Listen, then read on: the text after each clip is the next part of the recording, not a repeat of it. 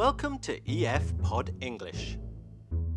Brought to you by EF Education First and English Town. Learn anytime, anywhere. Pod English Intermediate 56. Communication skills.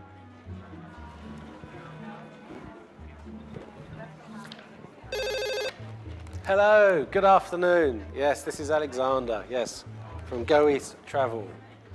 Hi, how can I help you? In business and in everyday life, we constantly ask for and receive advice. In this lesson, we're going to practice the language of advice.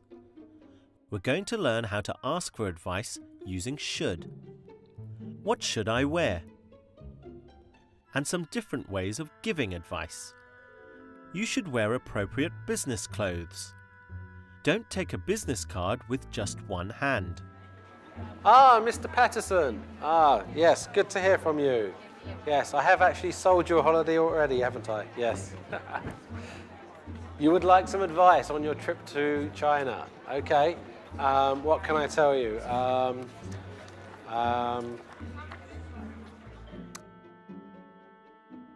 We're now going to watch a movie about a manager consulting with a cultural expert. The manager is planning to go to China. The meeting today is very important for the future of our company. Is there anything else I should know before I leave? I briefed you on some of the details last week, but we need to discuss cultural differences, such as style of negotiation and even manners. Good. What should I do when we first meet? Shake hands and exchange name cards, right? Well, be careful. In China, it's considered rude to accept a business card with just one hand. You should always give and receive it with both hands and bow slightly. You should also read the information on the card before you put it away. Yes, I think I've heard of that. Now, where should we hold a meeting? Should we pull out all the stops and hold it on the top floor of the Jinmao Tower? No, that would be considered a waste of public expense. Better to hold it at a private lunch or dinner.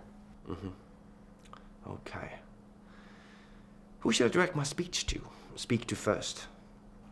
The team that meets you will be introduced from junior to senior official, so you should always talk to the last person introduced, as he or she will be the most senior. Okay, I'll keep that in mind. Well, this is useful information. What else? Well, don't take a nod as a sign of agreement. It's usually just a sign that people are listening attentively. Okay. I want you to look after the bookings and schedule. We need this to go very smoothly. I'm sure there's something else here I can find for you. Ah, here we go. Yes, cultural etiquette. Understanding cultural differences is very important. Let's listen to part of the movie again. What should I do when we first meet? What should I do when we first meet?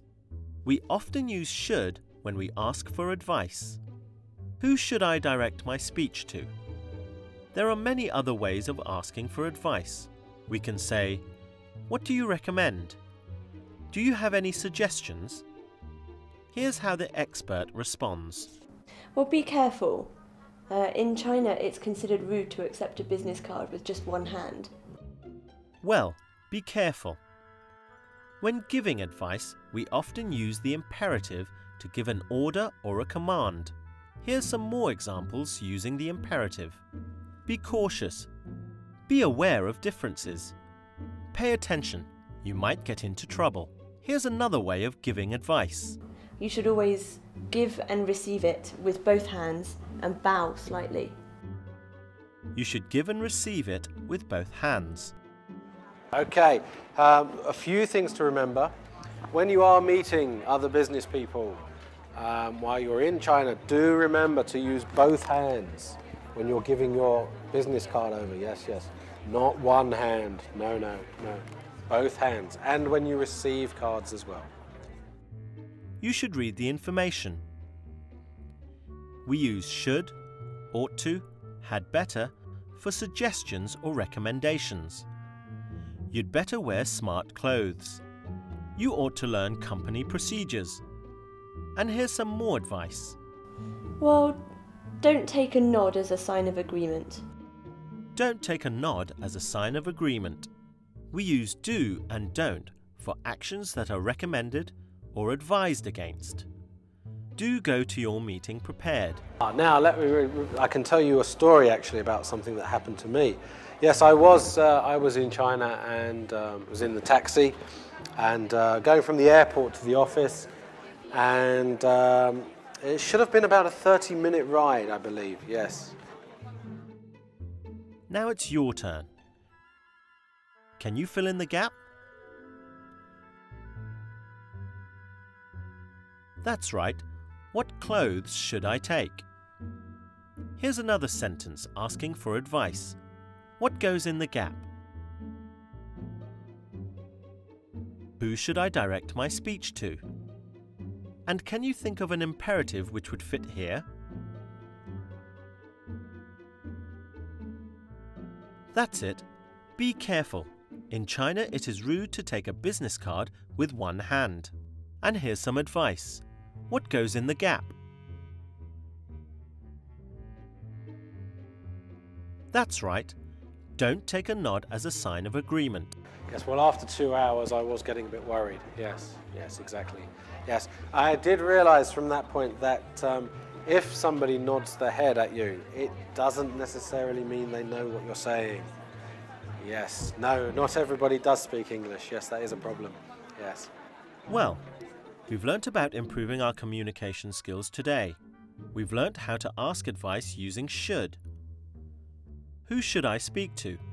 We've also learnt how to give advice using should. You should wear smart clothes. And we've learnt some other ways of giving advice, for example, using imperatives. Be careful. Use both hands to take a business card, and using do and don't. Don't take a nod as a sign of agreement. Okay, I'm glad that was useful. Yes, because we are a public service as well. Yes, we're not just a travel agent. Okay, thank you very much. Bye-bye. That's all for today. Bye.